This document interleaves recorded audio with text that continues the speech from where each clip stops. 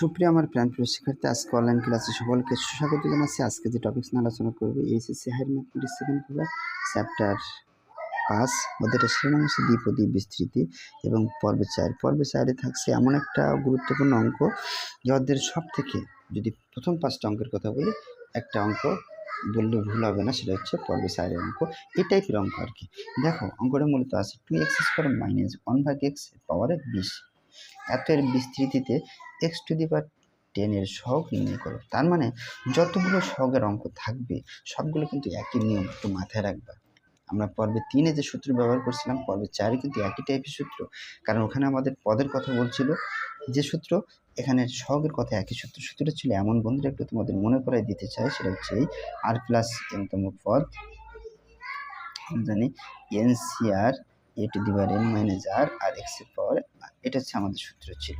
এখন এখানে যে মানগুলো আমাদের ছিল, মানগুলো আমরা যেটা জানি সেটা হচ্ছে, আমরা একটু লিখে নেই। এখানে উপরে যে পাওয়ার, এটা হচ্ছে n এর মান, n = এখানে 20, আর এই পাশে যে মান প্রথম পদ a = 2x², আর পরের মান x = -1/x। এটা দিয়ে আমরা অঙ্কটা শেষ করবো আর কি, এই সূত্র দিয়ে। n বলতে কাকে বোঝানো হচ্ছে? আগে লিখছি 20, তাহলে লিখবো 20 সি, আর এর মান কি আছে এখানে? না, নেই। এর মান কত? এর মান হচ্ছে 2x², 2x² লিখলাম। আর n এর মান বলছে, এর মান হচ্ছে 20, তাহলে 20 - r। x এর মান বলছে, x এর মান হচ্ছে -1/x, আর বসে গেল। এখন যা আছে তাই লিখবো। বন্ধুরা একটু মনোযোগ সহকারে দেখবে, 20 সি আর 20 আর। এখন এই 2 দিয়ে একবার রেখে উপরে পাওয়ারে গুণ, তাহলে 2 পাওয়ারে 20 - r, এটা লেখা যায় বন্ধুরা। এই 2 পাওয়ার এটা। আবার এখানে x লিখলাম না, x এর পাওয়ার 2 না, 2 দিয়ে একবার একে গুণ, তাহলে 2 দিয়ে গুণ করলে কত? 20 × 40 -2 দিয়ে আর কি গুণ করলে 2r। বন্ধুরা লাইনটা আবার একটু আমি রিপিট করতে চাই। 2 দিয়ে আগে এইটুকু কাজ করবা, 2 পাওয়ারে 20 - r বসে গেল, এটা ডট গুণ, এই যে x লিখলাম, এই 2 দিয়ে গুণ করলে 20 × 40 -2 দিয়ে আর কি গুণ করলে 2r, একটু কাজ শেষ। এখন মাইনাসকে আগে বাদ দিই, মাইনাসের পাওয়ার একবার r হবে, আবার 1 এর পাওয়ার r হবে, x এর পাওয়ার r। আবার বলছি, মাইনাসের পাওয়ার r হবে, 1 এর পাওয়ার r হবে, x এর পাওয়ার r হবে। তাহলে যেটা আমি লিখলাম -1 এর পাওয়ার এই যে r। ওকে, তাহলে মাইনাস লিখলাম, জাস্ট 1 লিখলাম, আর লিখলাম। এখন 1 এর পাওয়ারে যদি আমি শুধু লিখি, এই যে -1 লিখলাম না, -1 এর পাওয়ার r, আর x এর পাওয়ারে -r।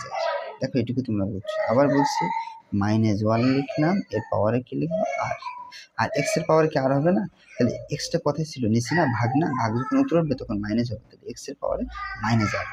একটু মাথায় রাখবা কীভাবে করলাম। সেমভাবে এটা বসাই দিবা, 20 সি আর এটাও লিখবা 2 পাওয়ারে 20 - r। এখন যে কাজ করবা, এটাও লিখে দিবা, চাইলে তোমরা এটা প্রথম লিখতে পারো, সমস্যা নেই।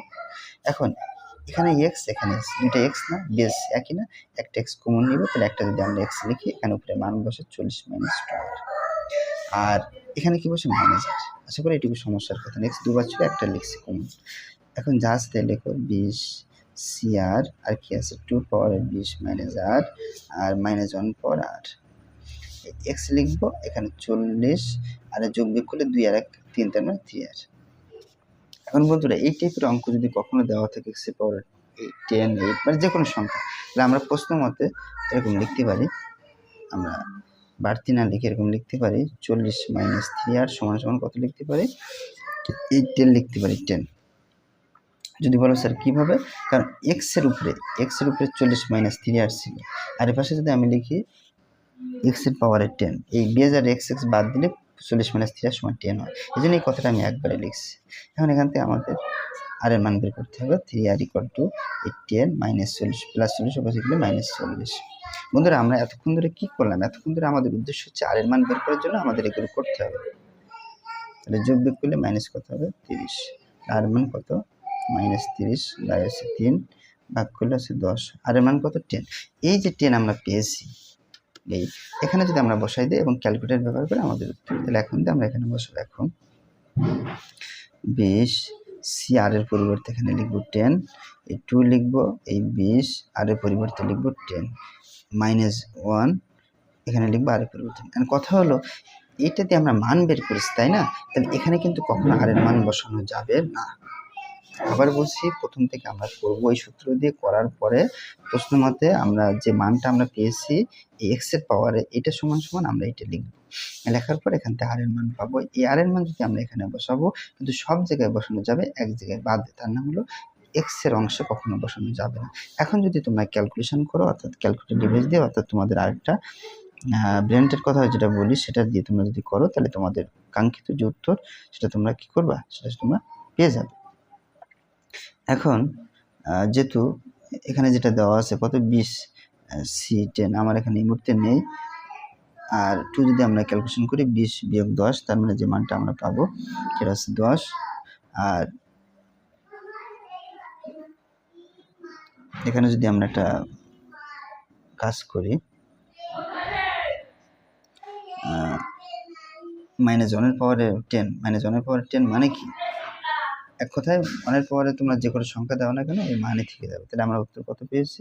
উত্তর আমরা পেয়েছি 20 C10 আর 2 এর পাওয়ারে 10। এটা হচ্ছে আমাদের অ্যান্সার। বন্ধুরা, যেহেতু আমাদের ক্যালকুলেটর ব্যবহার নেই, অর্থাৎ ক্যালকুলেটর আমার কাছে নেই, এই মুহূর্তে এই টাইপের যতগুলো অঙ্ক তোমরা এইভাবে করবে আর কি। ধন্যবাদ সকলকে। নেক্সট